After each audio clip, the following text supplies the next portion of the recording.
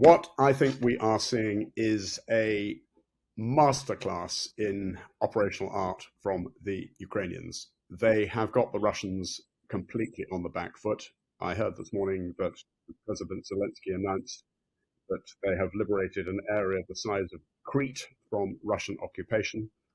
This is a brilliant operation by the Ukrainians.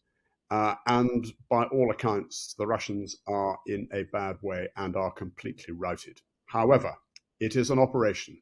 It is not the end of the war, and there is still a long way to go.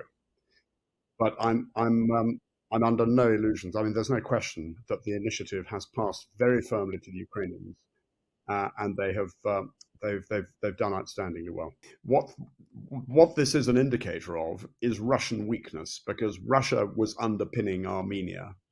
But of course, Russia is so focused now and has been so consumed by what's happening in Ukraine that it can't do that.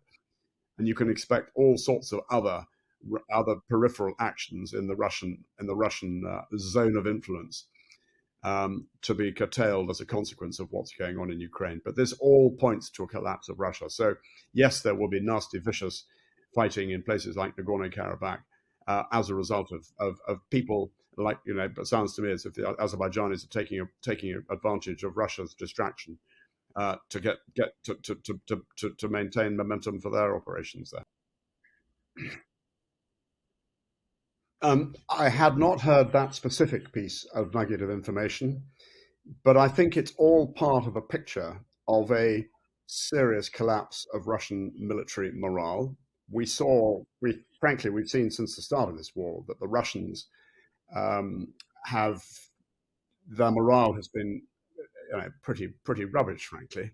And it's that lack of discipline, lack of military order that's led to some of the outrageously grim behavior that's happened.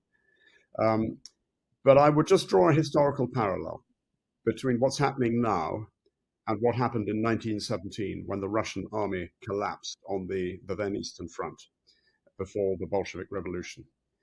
We might just, and I wouldn't want to overstate it, we might just be seeing a similar catastrophic collapse of morale, because when morale collapses in an army, things can happen very quickly. Look at what happened in 1991 in the first Gulf War, which I fought in. The Iraqi morale collapsed completely, and they were on the run. Look at what happened with the Afghan army in the summer of 2021. So what would you put this latest breakthrough down to? Well, the Ukrainian breakthrough is down to a number of factors. Firstly, the courage, tenacity, determination to fight for their country of the Ukrainians. They are not going to be beaten. Secondly, I think it's due to the support the West has been giving them, the weaponry, the training, and the like.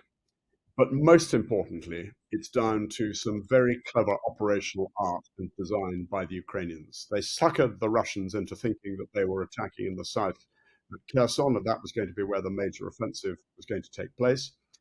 The Russians responded to that very quickly, or tried to respond to it, by moving some of their better troops from the northern area east of Kharkiv, creating a vulnerability there, and the Ukrainians were ready to exploit it.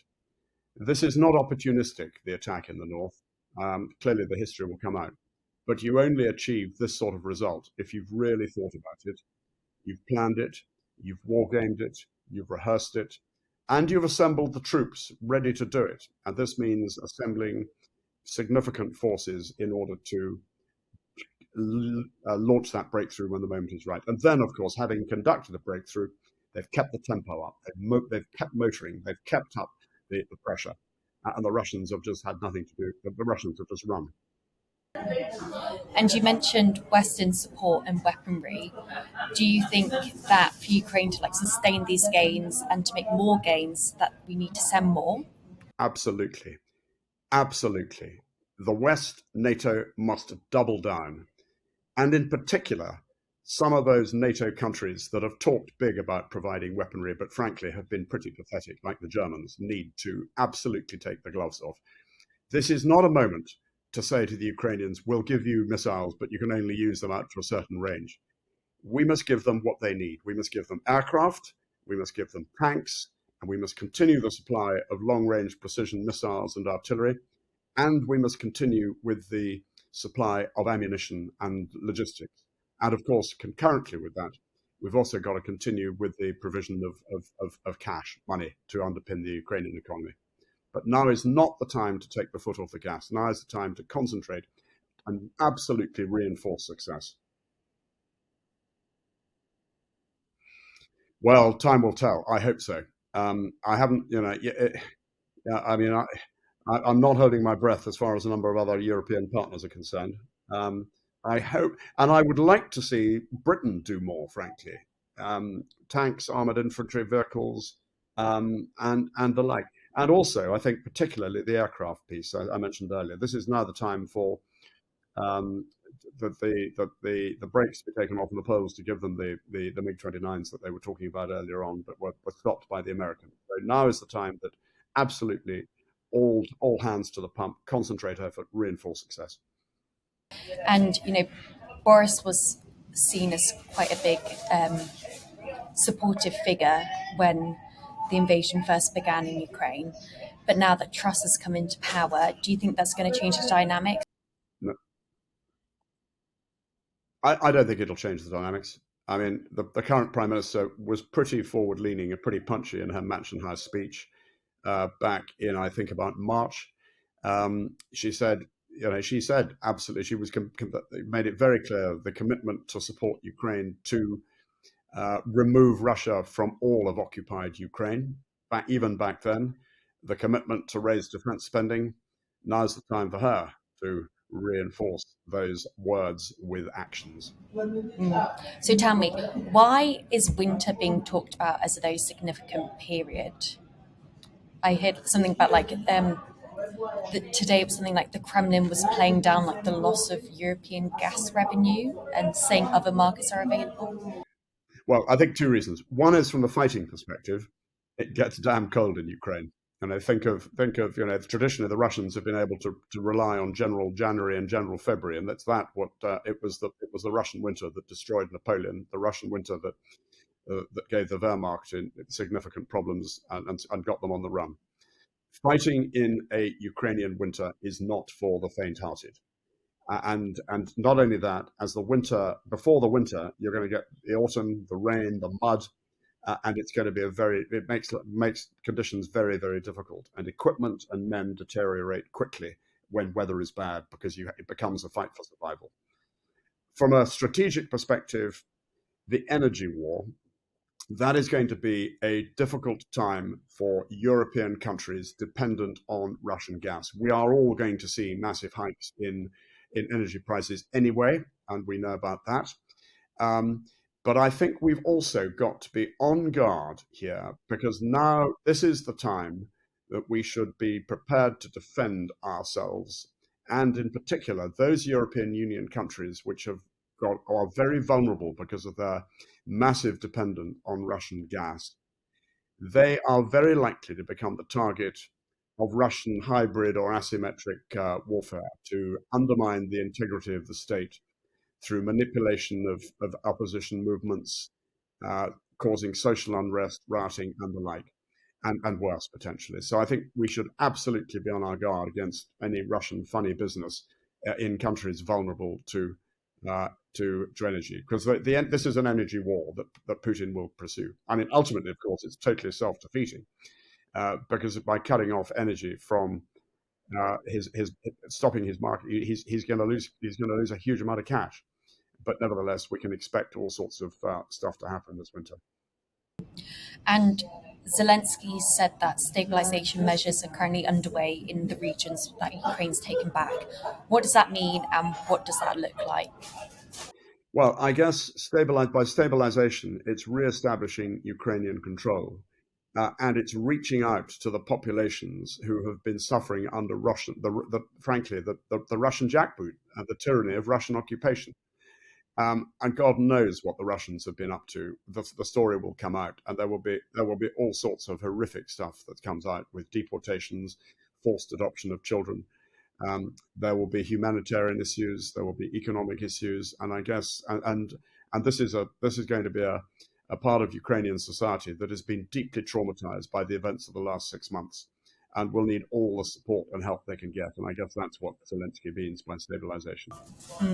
And if you could take a guess, how long do you think that could take in terms of restoring things back to once that they once were, or can you not even? Well, it's going to take a huge amount of time for reconstruction. I mean, that's the other factor of stabilization. I mean, it's one thing to attend to the immediate measures, but there will be longer term measures required, not least reconstruction. And you only have to look at the destruction wrought on cities like Mariupol in the earlier stages of the war to see that this is going to be, in some ways, a reconstruction effort, not unlike that in Europe after 1945. So the Kremlin said that Ukraine's continuing ambition to join NATO presents a threat to Russia's security, but Reuters is reporting that Putin had told about a deal to keep Ukraine out of NATO as the war started, but that he rejected it to press ahead with his invasion. No, I mean, I guess what you're saying is will Russia still be neuralgic about Ukraine and NATO membership? Well, fine. Let it be neuralgic. My view is that when the fighting stops and when the guns fall silent, and once the Ukrainians have kicked the Russians out, which they could still do, the only guarantee for Ukrainian security and sovereignty is NATO membership. Putin has demonstrated what he can do. We must never let this happen again. And one of the reasons he did this is because he thought he could get away with it. Because NATO promised Ukraine NATO membership in 2008 at the Bucharest summit. They didn't follow it through. If NATO had backed up that promise by enabling Ukrainian membership, and this is critical, this is where, of course, it fell down. In order for Ukraine to have been part of NATO and for Ukrainian security to be guaranteed under Article 5 of the collective defense, NATO would have had to station troops in Ukraine and put aircraft in the skies above Ukraine. And politically, that was too much. Everything's changed as a result of this invasion, and NATO now needs to be ready to do that, because we have to recognize that even if the Russians are kicked out, when the Russians are kicked out, this does not mean the end of the Putin regime necessarily. Yes, Putin might go, but the chances are if Putin goes, he will be replaced by somebody even more hardline. And indeed, he could still. He is being urged by many voices, opposition voices in Russia, to ramp it up and to declare full-scale war and full-scale mobilization. So we have to recognize there will never be peace in Europe while Putin or a Putin regime is in the Kremlin. And that means we have to deter, and that means the way to deter Russia is to be strong. Because make no mistake about it, even if Russia is defeated now, Putin will seek to regenerate, rebuild, rearm, retrain, and he'll have another go in the future. What does Ukraine need to do to end this war? It needs to continue doing what it's doing really well at the moment. It needs to continue to reinforce success, to defeat the Russians, to keep the Russians moving backwards. And it's not only Ukraine that needs to do this, but we in the West need to give Ukraine the tools to allow them to finish the job. If we do that, then the Ukrainians will be able to achieve what they want to achieve. And could you predict a time frame in which they could do that, if possible? It's a really tricky one, this. It could, if this momentum builds, it could happen quite quickly. But I think we have to assume that we're still at it next year, and we need to pull our knuckle down for the long haul. Frankly, I wouldn't want to be over optimistic about the time. It would be wonderful if they did collapse like a balloon that's popped, and the sort of collapse of morale and collapse of the army that we saw that took place in 1917 happened here. But we're a long way short of that yet. And looking at, I don't know if there's any way that you could compare this to past examples, you mentioned morale, etc. Do you think that Ukraine is going to be able to sustain the progress that they've made over the last few days, like given past examples, or do you not think it's possible to predict that? I think the chances are that I think they will be. I mean, their tails are up and they'll be going for it. They'll be exhausted, um, but now they've got the Russians moving. They will do what they can to maintain that, but they've got to ensure that they don't overextend themselves as well. There's always that risk as well. So it's a case of balancing it, continuing the movement forward, continuing to maintain the pressure, but husbanding your forces so that you know that there's always something in reserve in order to avoid being overextended. But it also, if it comes back as well to Western support, and that's absolutely critical. If the West ramps up, as I've said earlier, really takes the gloves off about support with weaponry and equipment and ammunition and logistics, then Ukraine can continue to maintain the pressure. And do you think that a nuclear scenario is a possibility? Yes, it is. We cannot rule it out. I think it's unlikely, but Putin could behave like a cornered rat and lash out. But I think it is unlikely. But the way to, in a sense, be ready for, we need to be ready for it. And the way to be ready for it is for NATO to be ready for the worst case. And the worst case is war with Russia. And what worries me is that NATO has still not changed its mindset fundamentally.